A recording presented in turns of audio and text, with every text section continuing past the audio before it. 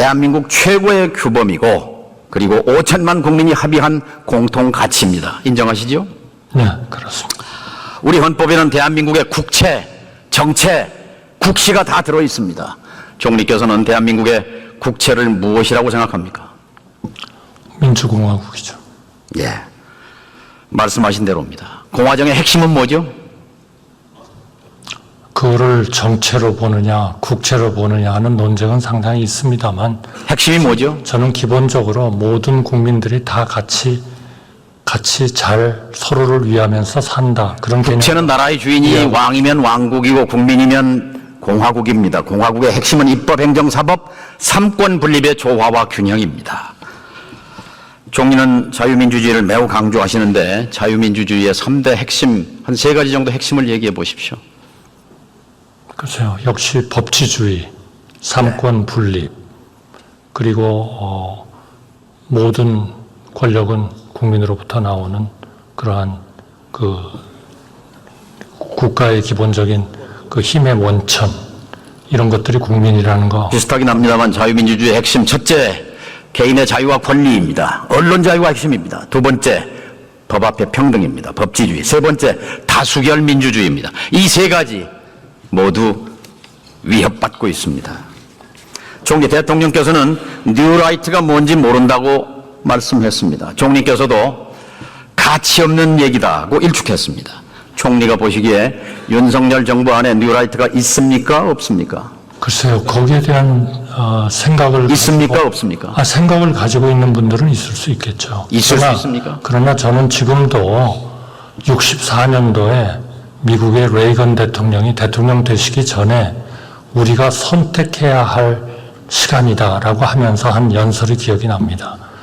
지금은 left와 right는 없다. 오로지 국가를 잘 되게 하느냐 못하게 하느냐는 up or down만 있다. 이런 말씀을 한 것이 저는 참 공감이 가는 그런 말씀입니다. 이제 right, left, new right, new left가 있는지는 저는 모르겠습니다만 그런 이념 가지고 논쟁하고 색깔칠하고 국민을 가르고 이런 거는 바람직하지 않다고 생각합니다. 총리께서는 없다라고 말씀하시고 싶은 것 같은데요. 세상 천지가 지금 이 정부가 뉴라이트 천지가 돼가고 있다라고 생각하는데 총리의 답변은 바로 이 정권이 위기인 이유를 말하고 있습니다. 문제는 최근에 임명된 요직마다 어디서 골라왔는지 모두가 전부 뉴라이트 인사들로 채우고 있는 것입니다. 노동부 장관, 통일부 장관, 안보실장, 독립기념관장, 한국학중앙연구원장, 방통위원장 이루다 셀 수도 없습니다. 총리와 저는 깊은 인연이 있습니다. 제가 노무현 정부에서 NSC 국가안보회의 위원장으로 일할 때 총리께서는 국무조정실장으로 여기 참여하셨습니다. 네, 그렇습니다. 노무현 정부의 국정 철학을 누구보다 잘 이해했고 앞장섰던 분입니다. 2007년 노무현 정부의 마지막 총리로서 북한의 김영일 총리와 남북 총리회담을 서울에서 갖기도 했습니다. 한반도의 평화 정착을 훌륭하게 뒷받침했던 분입니다. 제가 아는 한덕수 총리는 그런 분입니다. 총리, 북한을 타도 대상이라고 말하는 사람이 있습니다. 같은 생각입니까? 저는 그렇게 생각하지 않습니다. 북한은 우리의 동족이 있는 그러한 그 지역이고 우리가 그 주민들에 대해서 항상 돕고 또 그런 주민들이 잘 되도록 그렇게 도와야 된다고 생각합니다. 통일을 흡수 통일이어야 한다라고 하는 주장이 있습니다. 동의하십니까? 저는 동의하지 않습니다. 그리고 그거는 우리 헌법에서도 허용하지 않습니다. 무력 통일론에 대해서는 어떻게 생각하십니까? 한마디로 무력에 의한 현상 변경, 이것은 안 된다 하는 것이 우리 헌법이 정하는 평화적 통일을 지향하는 것입니다. 그렇다면 만약에 이 같은 생각을 가진 사람이 국가의 외교 안보 전략을 좌지우지하는 자리에 있다면 이것은 굉장히 위험한 일입니다. 그렇지 않습니까?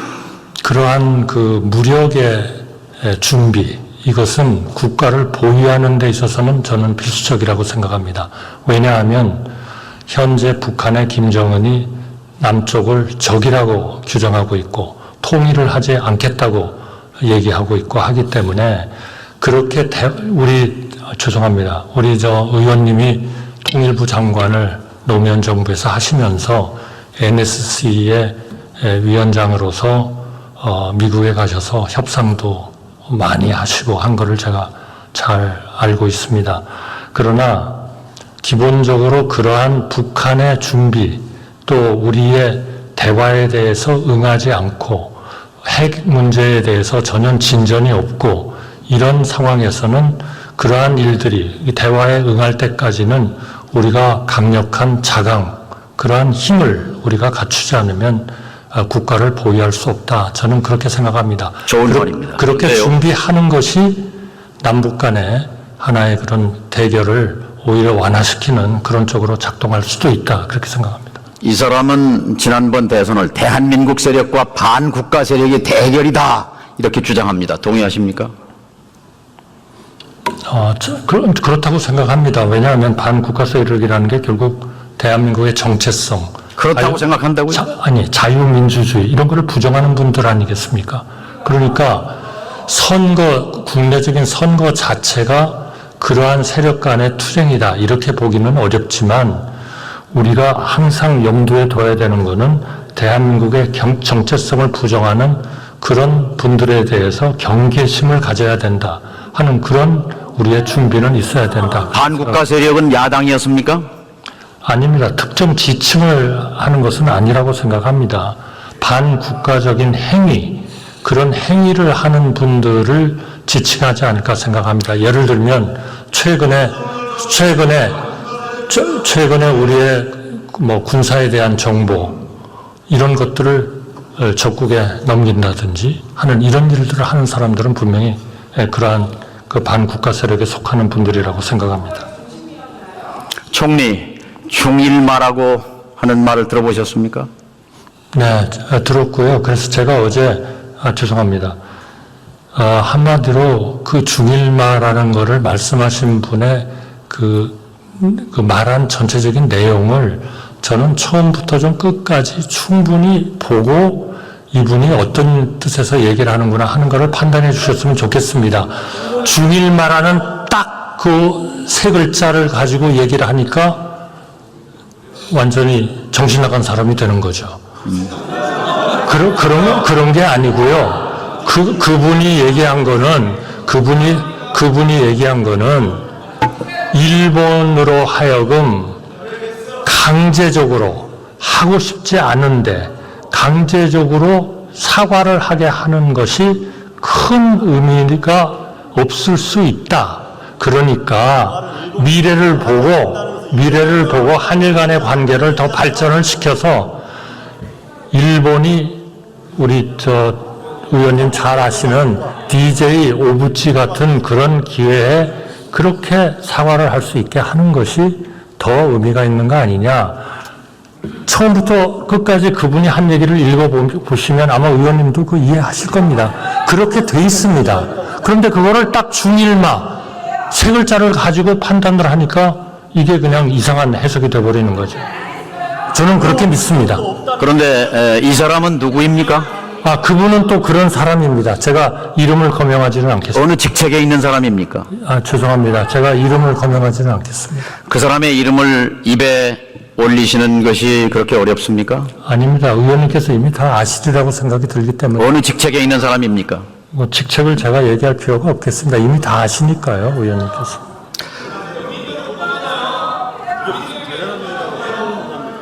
이 사람은 광복회 회장께서 용산 대통령실에 일본 밀정이 있다고 했던 바로 그 사람입니다. 대통령이 되기 전에 윤 대통령과 같은 아파트, 같은 동에 살면서 친분을 쌓았던 사람입니다. 이 사람은 우리 대법원의 강제징용 배상 판결을 잘못된 것이라고 주장하는 사람입니다. 이 사람은 일본은 군대를 보유해야 하고 전쟁을 할 수 있는 나라가 되어야 한다고 주장합니다. 이 사람은 한반도 유사시 일본 자위대가 개입해야 한다는 주장을 합니다. 여기에 동의하십니까? 제가 동의하는 부분도 있고 아직은 어느 부분에 동의하십니까? 아직은 이르다 하는 그런 생각도 있고요. 어느 부분에 동의하십니까? 그러니까요. 어느 부분에 동의하십니까? 아니, 일본하고 미래를 향해서 잘 지내야 된다 하는 것은 그거는 분명히 옳은 얘기죠. 우리가 일본에 대해서 과거를 직시는 하지만 우리가 미래를 위해서 우리의 보편적 가치를 공유하는 그러한 국가로서 또 이 지역의 안보에 있어서 협력도 할 수 있는 국가로서 그러한 관계를 유지해야 된다 하는 것은 저는 동의합니다. 이 사람은 MB 정권 시절 일본과의 군사정보보호협정을 밀실에서 추진하다가 쫓겨난 사람입니다. 쫓겨나면서 군사기밀 41건을 무단 반출해서 대법원에서 유죄 확정 판결을 받은 사람입니다. 이 사람은 MB 시절 청와대에서 비서관 할 때 그 아래 행정관으로 있던 사람들을 윤석열 정부가 들어서자 국방부 장관으로, 외교부 1차관으로, 외교부 2차관으로 요직에 밀어넣는 영향력을 행사한 사람입니다. 이 사람은 낙가손해상을 수상한 사람입니다. 외국의 현직 공직자가 낙가손해상을 받은 유일한 사람입니다. 이 사람은 한일 미래의 걸림돌은 한국 시민과 일제강점기의 피해자들이라고 말하는 사람입니다. 일본이 공인한 친일파입니다.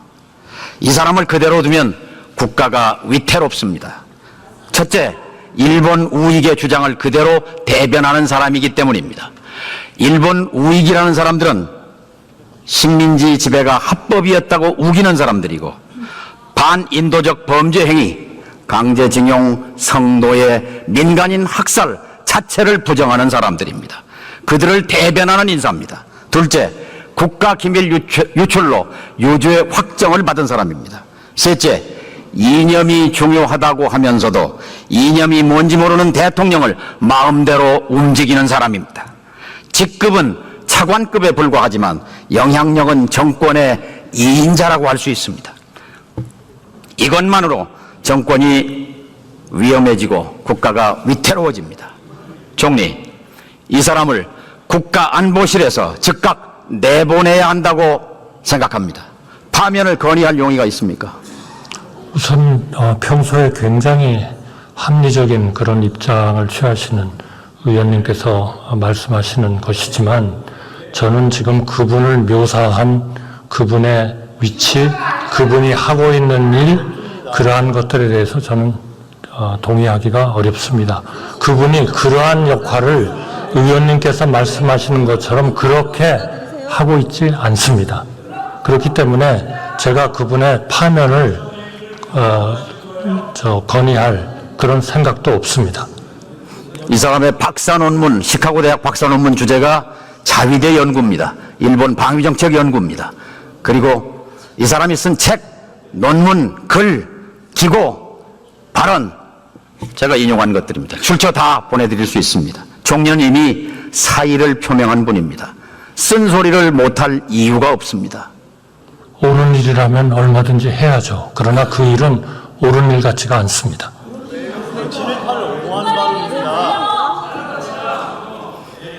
총리께서는 노무현 정부의 마지막 총리였고 이 정부의 첫 총리입니다.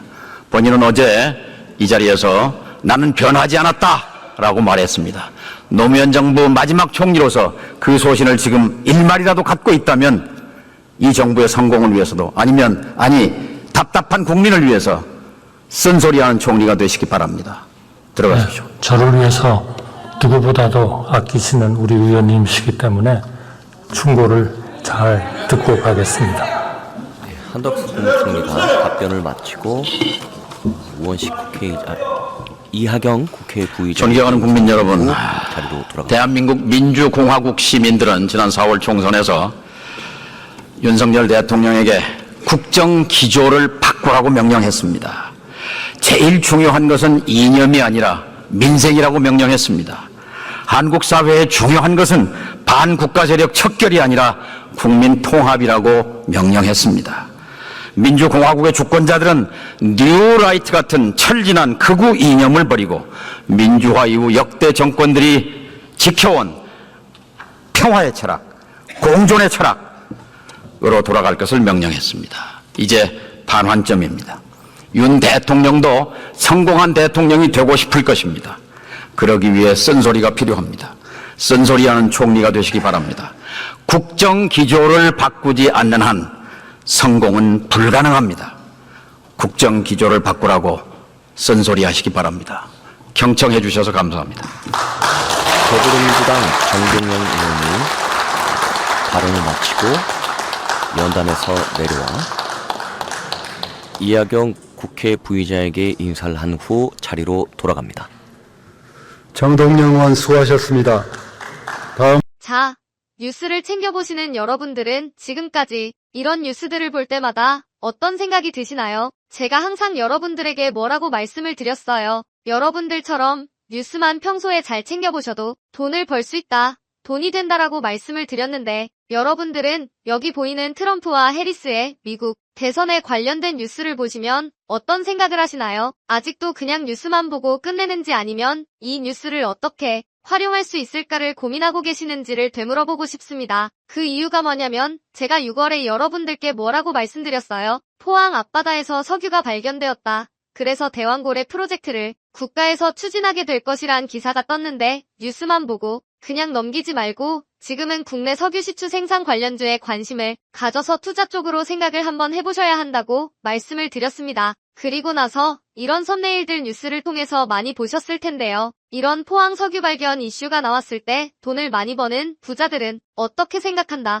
대부분의 부자들은 이런 뉴스들을 보고 어떤 종목이 가장 좋은지, 어디에 투자해야 돈이 몰리는지 자연스럽게 생각한다고 제가 말씀을 드렸죠. 부자들이 봤을 때는 뉴스가 곧 돈으로 이어지고 그 뉴스가 나에게 돈을 벌어준다는 경험적 확신이 있기 때문이라고 말씀드렸었는데 월급으로 부자가 되는 건 절대 불가능하다는 걸 이미 부자들은 알고 있습니다. 그래서 이번에도 마찬가지입니다.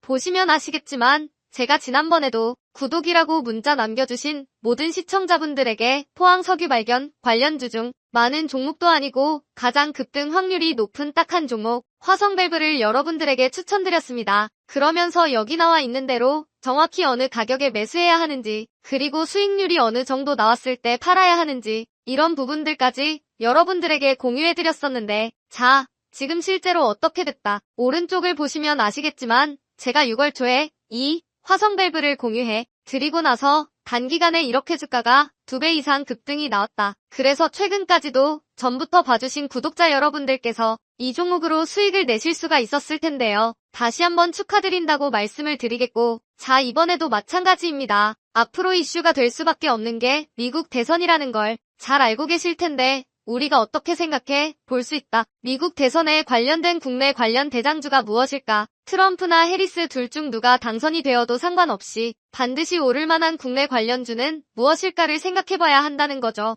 정책상 미국의 영향을 절대적으로 받는 우리나라 대선에서도 박근혜 대통령 대선 관련주 아가방 컴퍼니는 무려 2600% 가까이 상승했고 이명박 대통령 대선 관련주였던 이화공영은 4000% 이상 상승했던 건 다들 기억하실 겁니다. 그래서 대선주는 정말 중요합니다. 자, 그렇기 때문에 제가 이번에도 뭘 보내드린다. 지난번과 똑같이 제 번호 010-7922-8273으로 행운이라는 문자를 보내주시면 링크 주소 하나를 보내드릴 건데요. 이 링크를 타고 방에 들어오시게 되면 미국 대선과 관련된 국내 관련 종목 중 앞으로 누가 당선되던 상관없이 국내 대장주 역할을 하면서 주가가 가장 크게 급등할 종목을 정확하게 사고 파는 시점을 받아보실 수 있습니다. 그래서 여러분들도 일상의 뉴스를 활용한 주식으로 돈을 버는 연습을 한번 해보시라고 말씀을 드리겠습니다. 영상을 보시는 시청자분들 중에 나도 이번 종목이 좀 궁금하다 하시는 분들은 누구나 상관없이